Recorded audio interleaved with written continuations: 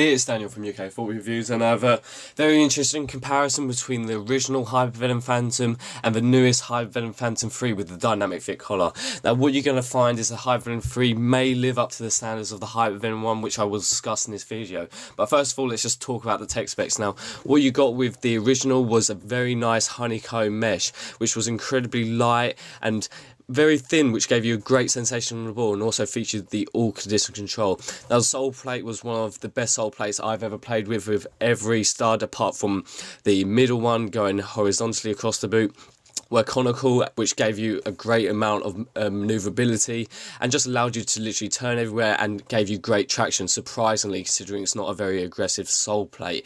And what you got with design with the original one was an orange and black, and there was also the black with the red Nike tick, which looked amazing. But unfortunately, I don't have that pair, but would love to have one today. Now, what you're going to get with the newest Hypervenom is the fact that you got the fly knit upper, which is just as thin as the honeycomb mesh, and of course features that dynamic fit collar, which in my opinion doesn't necessarily make the biggest difference, but of course is a factor when thinking about paying for these boots.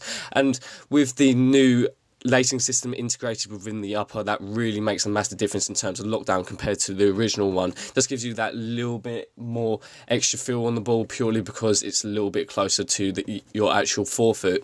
And then going on to the sole plate, a completely new sole plate for the Hypervenom 3 with the addition of different studs being on the right side and left side, as you can see, hexagonal on the left side, and of course the very aggressive sub pattern that you kind of see on the mercurial line currently, and a few horizontal studs going across the boot. Now, in terms of which one I would buy, I will always go with the original Hypervenom, purely because it's my favourite boot of all time, and of course the original version purely because they made it a little bit more durable as the Hypervenom range went on throughout 2013 and 2014. So in terms of the thinness of the upper, which is probably why durability issues was such a big problem, it was the thinnest out of everyone, and I'm not too sure the model after it had the same thin upper, so I'll definitely go for the originals. But in terms of the feel and the tightness of how it grabs your foot, the Hypervenom 3 definitely wins on that, purely because of the lacing system. Now, in terms of their performance, what you're going to find is they're generally for a very similar player, and of course perform fairly similar, purely because you've got the super thin upper, fly knit, and the mesh. So you're not necessarily going to find a massive difference, but I find that having that little more room to move, and I'm not a big fan of these pads, that striking the ball is a little bit easier and the consistency is a little bit better. Now, going on to the price, what you're going to find is that the Hypervenom 3s are £230 when of course they were released recently, and with the Hypervenom they were 130, I believe, retail, and of course I think that's a great saving compared to the Hypervenom 3 when you're just essentially getting the same amount of performance. So not a big difference there.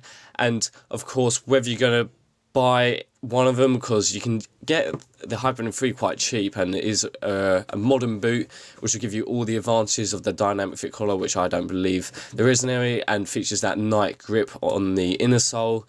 For 100 quid, I think you can get a pair of Hypervenom Phantoms 3s, whereas with the Hypervenom Phantom 1s, you're going to find that you may be able to pick one up on eBay for about £80, which is very reasonable. So it is really down to you guys, because to be honest, there's not a massive difference in terms of the quality between the two, because of course the Nike Hypervenom Phantom 1 were made in Italy. I'm not too sure where the Hypervenom 3s were made now, but Italy features generally a lot of quality throughout the country, so just taking that in consideration. But durability issues on a Hypervenom Phantom 1 first generation, you're going to find that they're only going to last a season, maybe not even that. So if you're looking for pure performance, then probably go for the Phantom 1s, whereas if you want to go for a little bit more durability, you may well want to go for the Hypervenom 3s. And that really brings me to the end of this video, guys. If you could like, that'd be greatly appreciated. If you have any comments saying which one you would prefer, that'd be very interesting to know. And if you want more content like this, please subscribe. Alright, take care, guys.